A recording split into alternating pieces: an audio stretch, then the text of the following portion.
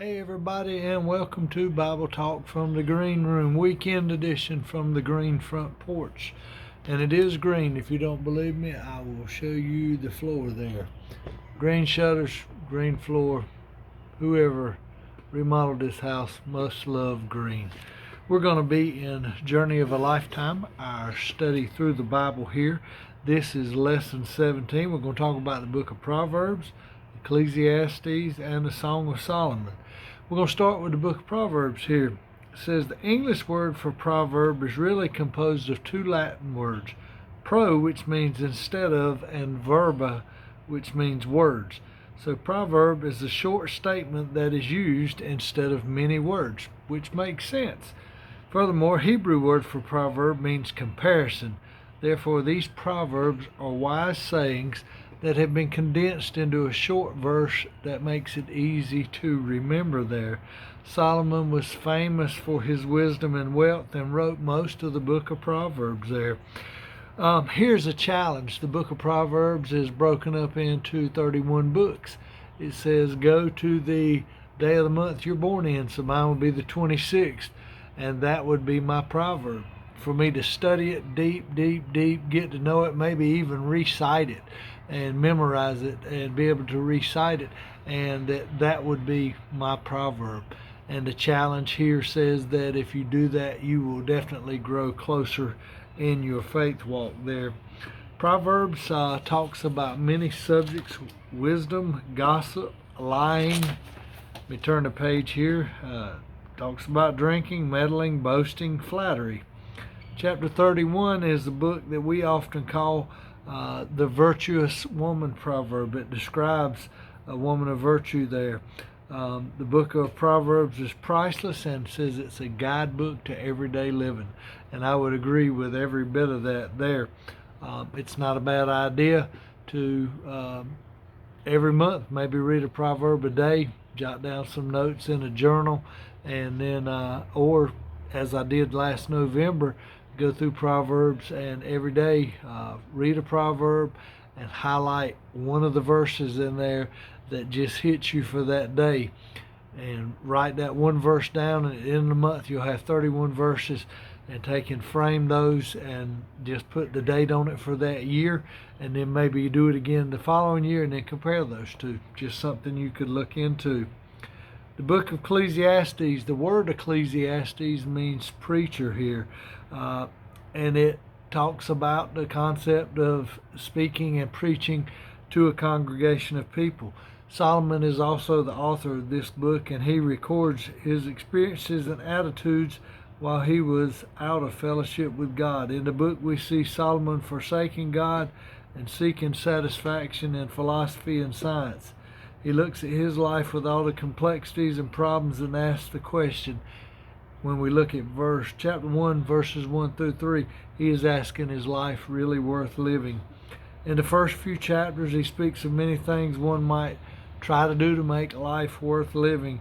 More than 25 times he uses the phrase under the sun, which indicates a world seen only from the human presence there. He was living out of God there. In chapter 1, what does the preacher seek is the question here. He is seeking wisdom and knowledge, and he gains from all that wisdom much grief and increased sorrow. It says he sought pleasure, entertainment, and wine, and what he discovered about that kind of life is it was all vanity, empty or vain kind of living there.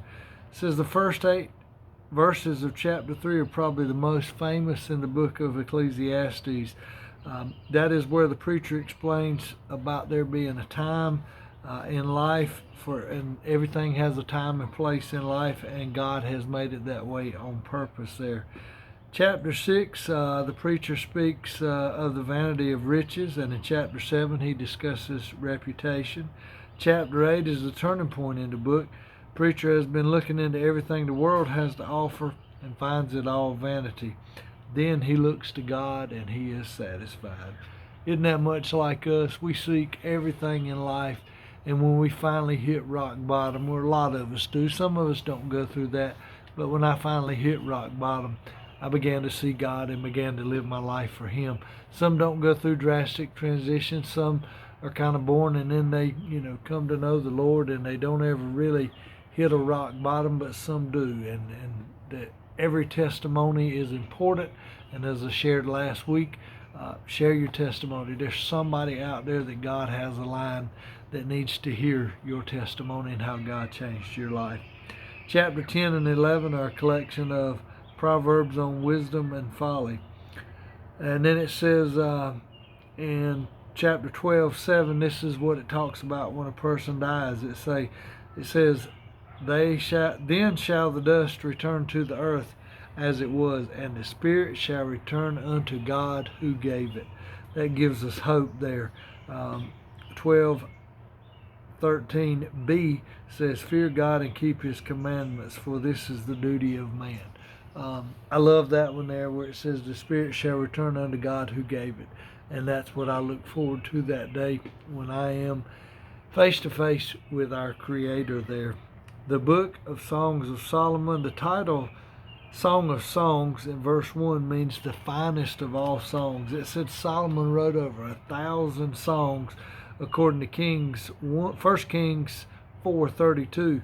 And the book Song of Songs is because it was the best of the songs that he had written there. It says this book is really a love story here. And it says it can be interpreted a couple different ways. It talked about the Jewish interpretation and the Christian interpretation here. It says that Jews see it as a symbol of God's love for Israel, and Christians see it as a symbol of Christ's love for His bride, the church. The song itself does not make it possible to say exactly with certainty which one of those views it is, but it leaves it open to the interpretation. It's a dramatic love story that has three main characters: Solomon, a girl, and her shepherd lover.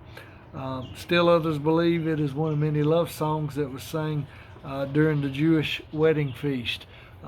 So kind of leaves it different ways to interpret what it is, but regardless, it celebrates the tenderness and beauty of human love.